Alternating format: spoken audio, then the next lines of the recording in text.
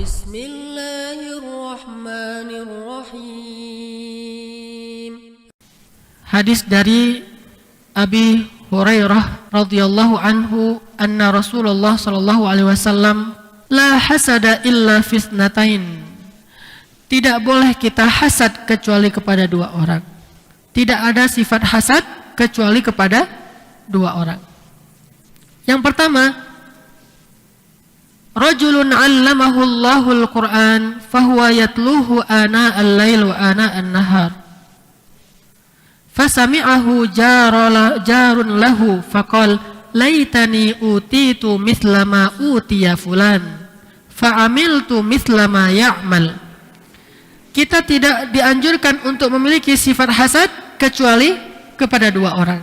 Pertama, laki-laki yang Allah berikan kepada dia ilmu tentang Al-Quran, dia hafal Quran, dia faham Al-Quran, kemudian dia membaca Al-Quran itu malam dan siang, sehingga bacaannya itu terdengar kepada tetangganya, orang-orang yang ada di sekelilingnya, dan mereka tahu keilmuannya, sehingga dia berkata, orang yang mendengar itu berkata, aduhai seandainya aku diberikan ilmu seperti fulan, lalu aku akan beramal seperti yang dia lakukan. Ini adalah hasad yang mahmud, yang dibolehkan.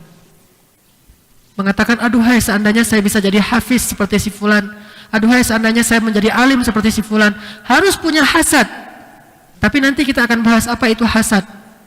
Kemudian, rajulun atahu Allahu malan fahuwa yuhlikuhu bil haq faqala rajulun laitani utita mithla ma utiya fulan fa'amiltu mithla ma ya'mal.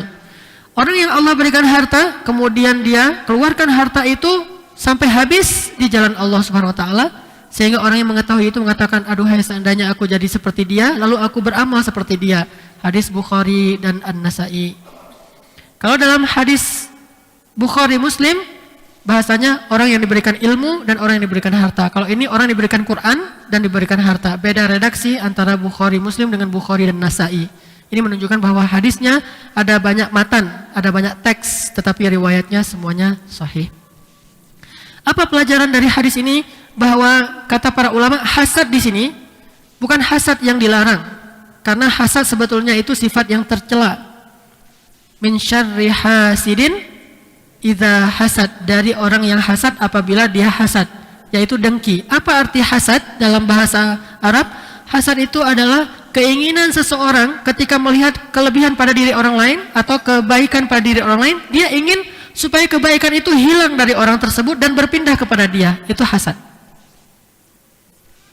Susah ngelihat orang lain senang dan ingin orang yang senang itu, kesenangannya itu hilang lalu berpindah kepada dia. Itu namanya hasad.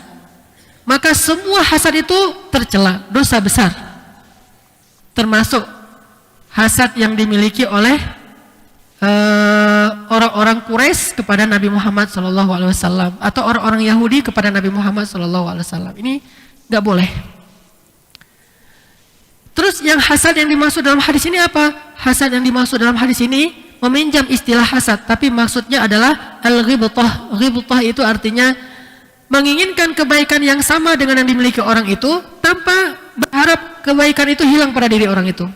Dia pengen dapat juga, tapi nggak perlu hilang dari orang itu, kan beda tipis nih. Ini namanya dalam bahasa Arab disebut ghibtah. Bukan hasad. Kalau hasad semuanya jelek, kecuali ghibtah. Makanya kata para ulama pensyarah hadis, kita harus punya rasa yang cemburu, rasa ingin sekali seperti orang yang memiliki kebaikan-kebaikan dalam urusan akhirat. Bukan menginginkan hartanya, bukan menginginkan ijazahnya, bukan menginginkan syuhrah, keterkenalannya, popularitasnya, bukan. Tapi menginginkan bisa beramal dengan ilmu itu, menginginkan bisa beramal dengan harta itu. Ini yang harus kita punya. Subhanallah walhamdulillah wa la